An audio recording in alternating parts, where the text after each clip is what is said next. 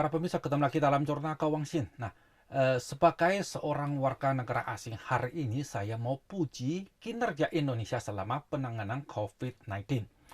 Wabah COVID-19 masih berlanjut di Indonesia. Kenapa Wangsin mau puji negara seribu pulau? Ini adalah sebabnya, dengar saya cerita ya.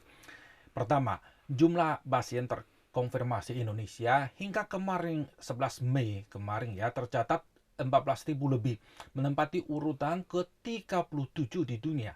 Di Asia Tenggara juga kurang banyak daripada Singapura yang berjumlah 23.000 lebih. Tapi jangan lupa, populasi Indonesia 45 kali daripada Singapura. Apalagi fasilitas kesehatan publik Indonesia jauh lebih kurang daripada Singapura. Jangan bilang Amerika ya yang sudah tembus 1,3 juta. Kedua, jumlah pasien Indonesia yang tidak terlalu banyak dibandingkan dengan negara-negara lainnya dikarenakan oleh pemerintah Indonesia yang cukup bijaksana selama ini.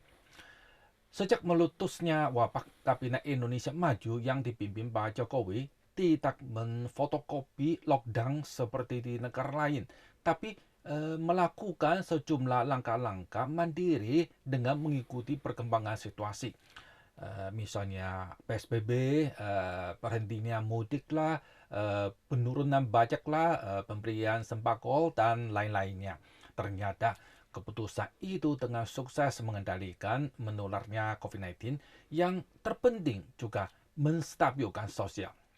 Ketiga, saya benar-benar mau salut kepada rakyat Indonesia. Kinerja rakyat Indonesia politik katakan luar biasa di depan wabah COVID-19 ya. Kenapa saya ngomong begini? Pada awal wabahnya ya, sebagai orang asing, saya Wangsin ya paling khawatirkan keputusan seperti PSBB atau protokol kesehatan bakal menimbulkan kepanikan hingga demonstrasi bahkan kerusuhan di negara seribu pulau. Karena hal-hal yang serupa ya pernah terjadi pada sebelumnya, kita tahulah. Tapi kali ini rakyat Indonesia seperti mendadak mantap. Memang ada suara protes atau kritik kepada keputusan pemerintah, namun mayoritas rakyat secara sukarela mengikuti protokol kesehatan, PSBB maupun berhenti mudik. Ini benar-benar perubahan drastis pada rakyat Indonesia yang biasanya suka berkerimun ya. Maaf saya omong terus terang. Bahkan pada 1 Mei, Hari Buruh Internasional pun tidak ada unjuk rasa yang besar seperti tahun-tahun sebelumnya. Katanya tingkat kriminal di sejumlah kota besar Indonesia pun menurun ya selama COVID-19.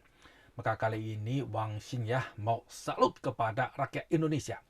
Di tempat wabah ya, stabilitas sosial adalah sangat penting.